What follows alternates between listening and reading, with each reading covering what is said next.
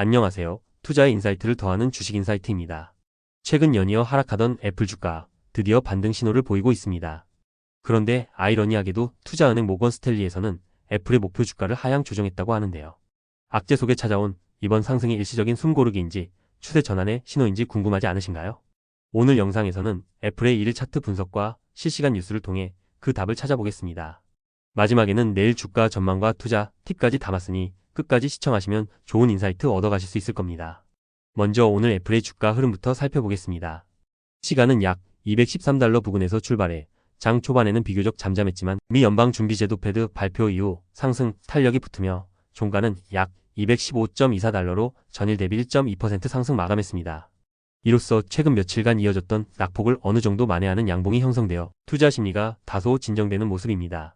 다만 큰 추세에서 보면 애플 주가는 52주 최고치인 260달러대에서 상당히 조정받아 시가총액 역시 큰 폭으로 줄어든 상태입니다. 최근 51선과 201선을 모두 하향 이탈하는 약세 시그널을 보냈고 50주선까지 무너져 중장기적으로 하락 추세가 이어져 왔습니다. 그래도 단기 지표를 보면 조금 희망적인 부분이 있습니다.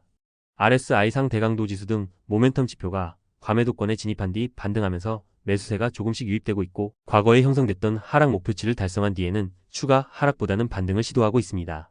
지지와 저항을 살펴보면 현재 단기 지지선은 전일 종가 수준인 약 212달러 선이 될 것으로 보이며 그 아래로 200달러가 심리적 지지선 역할을 할 것으로 예상됩니다.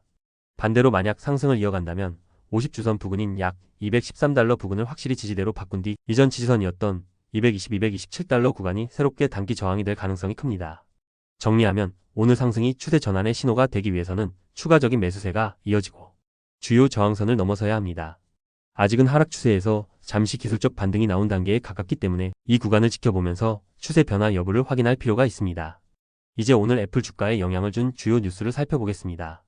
첫째, 투자은행 모건 스탠리가 애플의 목표 주가를 기존 275달러에서 252달러로 낮췄다는 소식이 있습니다.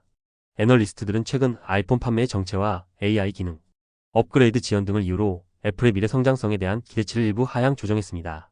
특히 시리의 고급 AI 업그레이드가 내년으로 미뤄진 점과 대중, 관세 등이 다시 논의될 가능성 등도 부정적으로 작용하고 있다고 하네요.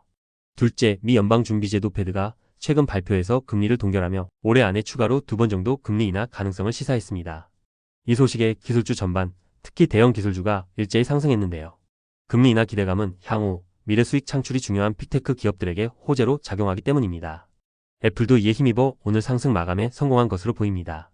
셋째, 유럽연합 EU 디지털 시장법 시행과 관련해 애플의 생태계 개방 이슈가 거론되고 있습니다.